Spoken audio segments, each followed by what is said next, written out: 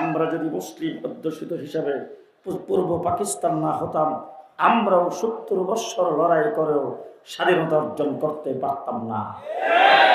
আজকে যারা বাংলাদেশ থেকে ইসলামকে উৎখাত করতে চায়, যারা বাংলাদেশ থেকে ইসলামকে মুছে ফেলতে চায়, যারা বাংলাদেশ থেকে ইসলামের নাম মিশা পর্যন্ত মুছে এই দেশটাকে নাস্তিকতাবাদের করতলে দিতে চায়, তাদেরকে পরিষ্কার ভাষায় বলতে চাই, আমাদেরকে তোমরা চিনো না। আমরা কারা?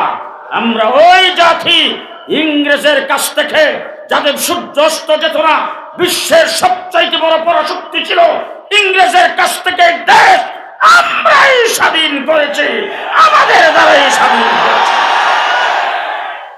ইংরেজের বিরুদ্ধে এই দেশে একটু শব্দ করার সাহস কেউ পায় নাই।